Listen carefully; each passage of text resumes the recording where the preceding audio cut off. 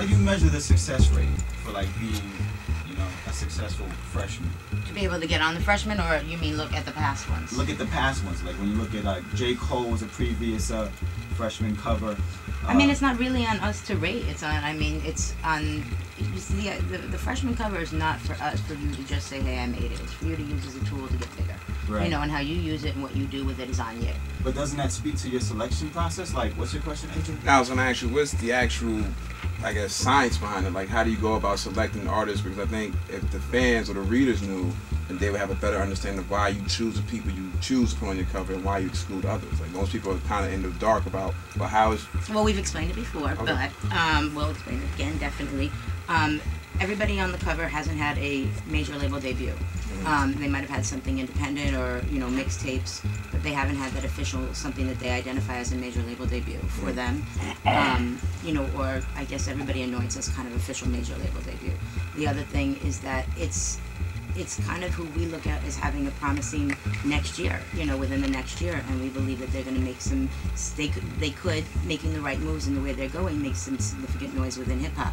That doesn't necessarily mean that they're the greatest, most lyrical thing on the planet, but that's not what hip-hop's about anymore. It's about all the different elements that make hip-hop up, and lyricism now is an element of hip-hop, but it doesn't mean that that's what makes every star. It's a buzz barometer.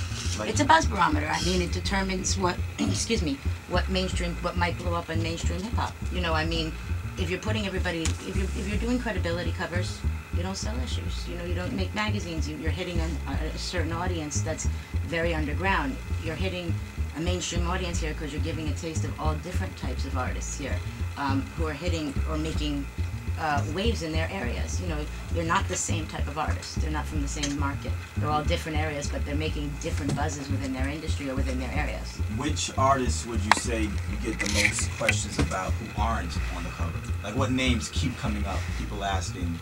I mean, it's such a variety. It's not, you know, I mean, the Vado thing comes up because it was spoken on. Right. You know, but otherwise there's been a lot of, it's 10 names. It's not one or two names like you missed it. And I'm not saying that to be cocky. Right. It's not like, oh, you missed this person, you missed that person, and it's two significant people or one significant person. It's everybody's got the name that they're pitching, you know, over and over again. I mean, all different names.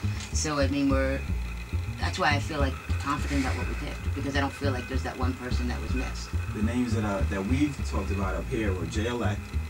Xxl has been brought up for the past 3 years running. Xxl 3 years ago said that he wasn't interested. So, I mean, if everybody wants to keep going and talking to him, you know, 3 years ago he wasn't interested in doing it.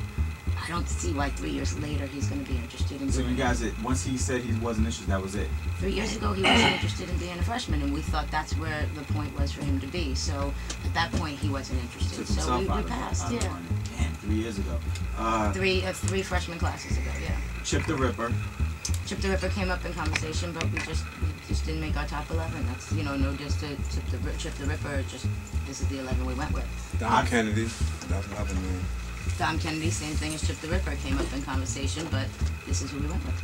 Odd Future is what we talked about in here. Odd Future's 11 guys. There's 11 guys on the cover. So if you guys want 22 guys and, you know, you don't know a lot of them, give me a call. It's a different issue. You know, if you want Tyler's part of a group, and we don't break groups up. That's something here also. So there's no group members, you know, where you're going to split a group up. Tyler reps a group. Tyler reps a solo artist when he wants to be a solo artist, reps a group when he wants to be a group member. They didn't want to be a part of this as a group, so they're not in here because they didn't want to be looked at as a group, and they don't rep a solo artist. So speaking of 11 artists, this is the first cover where you had 11 artists on the cover. Now, what was the decision for that? For the year, or just because? For the year, we felt that in the previous years, we did, not every year, but in previous years, it was a little harder to get to 10, or, you know, it was not as many names being thrown around. This year there were more names than ever. So it was like we had an abundance, and we felt like, okay, the 11 threw the theme, changed the theme a little bit, and didn't hurt anything. I mean, what's wrong with giving it extra artist support? God, call us up 888-SHADE-45, 888-742-3345. We're going to take your callers. Vanessa Satten is up here.